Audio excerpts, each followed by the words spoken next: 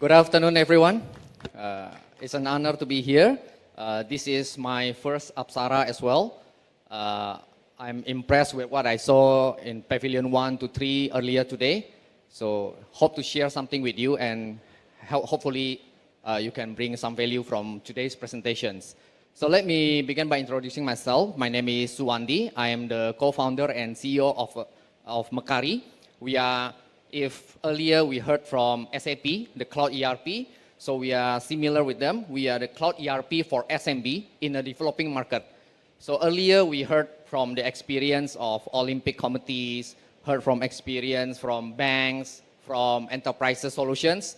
I would like to share a different point of view. We would like to share a bit about how technology, software and AI can help a nation by equipping the technology to the SMBs, someone or the business that is more resonant with our families or our friends, all the SMBs that we have. So to give you context of today's presentations, it's important to learn a little bit about Indonesia. So Indonesia is currently the 16th largest economy in the world, a member of G20, and economists, analysts are projecting Indonesia to be one of the top 10 largest economy by 2035, so that's 10 years from now. And the key drivers of the growth, among others, domestic consumptions and resilient entrepreneurs within its domestic economy. And currently, there are more than 60 million registered business entities in Indonesia, 60 million. And if we categorize them by scale, you can see that at the top of the pyramid, there are around 10,000 large companies, enterprises, and the MNCs. They are productive, innovative, and for sure efficient. In contrast, at the bottom of the pyramid, there are around 60 million of micro businesses. They are super inefficient, super non-productive. They are here out of necessity. Actually, they are in survival mode. Most of the employees, I would say like almost all of them, and majority of the business owners in the micro businesses actually earn less than the typical employees in the enterprise segment. So it is very difficult for them, for the micro businesses, to get opportunities from the large companies and enterprises. There are a few reasons. One being there are just a handful of them, like 10,000 in Indonesia economy, so still very small compared to what opportunities the markets or the economy needed. Secondly, there are also a significant skill gap between what the skills and capabilities that all the enterprises and MNC needs and what is available at the bottom of the pyramids. And between them actually is the most important and most critical segment in our opinion. So the SMB or small and medium enterprises. Currently, they are quite significant and sizable. There are almost 1 million of them. But today, we would like to call them the missing middle.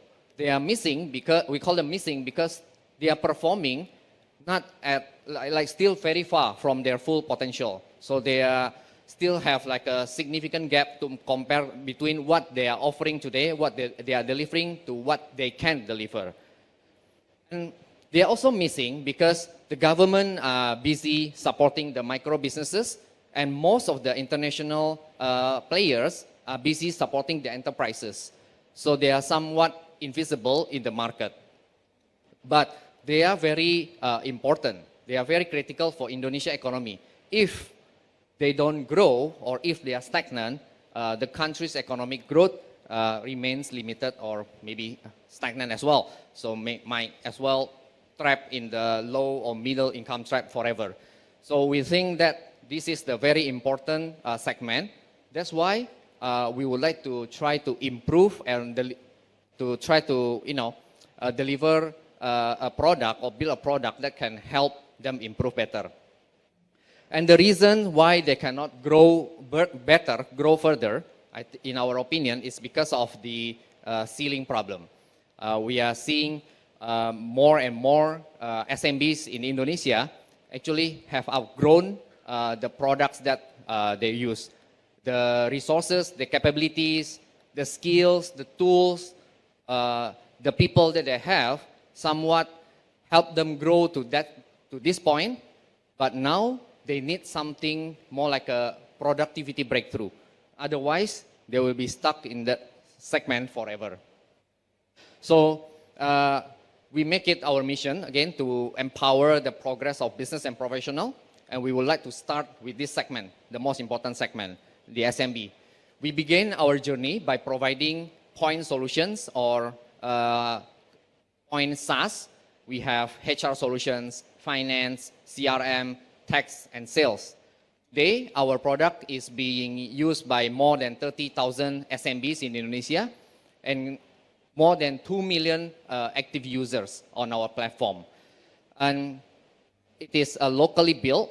All of our products built locally in Indonesia to serve Indonesia market at the moment. Yeah. And today we are also very excited nowadays. In the past, especially since the hype of AI, now we are seeing firsthand.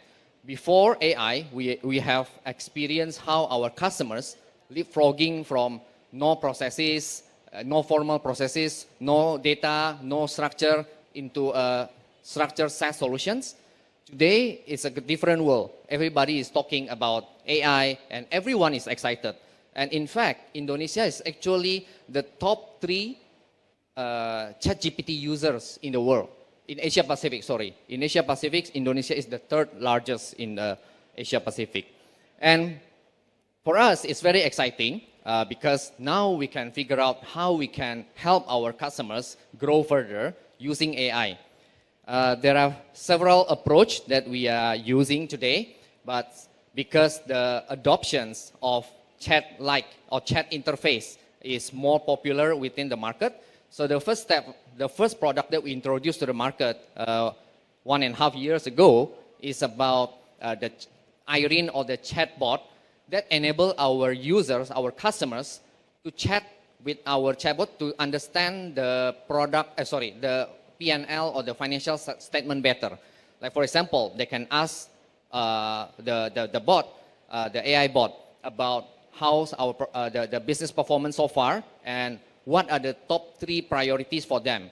What we do is basically to compile all the data and then do a benchmark using LLMs, using some proprietary database to benchmark against the standard. So we know exactly, like if you are in F&B sector, it means that your profit margin should be like this. If you are performing below that, then what area you need to fix. And it's the same thing if you are in service sectors, if you are in education sector, whatever it is, you will have some ideas from the AI bot about what you need to improve. So that's the first step for us to get into these AI solutions. But we believe like providing this will help our customers to grow and to be more profitable. The second step, after we have delivered the AI solution for our customers in accounting products, we also help them with the experience of using AI to improve the performance of their employees. Like, because you need to have like a good understanding of your performance based on your feedback from your peers. Sometimes it's very difficult to understand what area I need to improve, what are my weakness, and how I can perform to reach my best or to reach my potentials. So we help them with our AI bot to help them summarize all the feedback that they get from the peers, so that they can, understand let's say the 3 key steps to improve their own performance. So that's the AI bot that we have. That's the first phase of the company.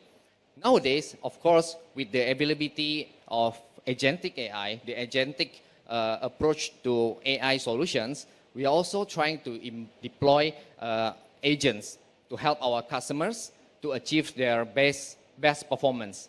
Like for example, nowadays we have our own chatbot that our customers can interact throughout the system called Irene.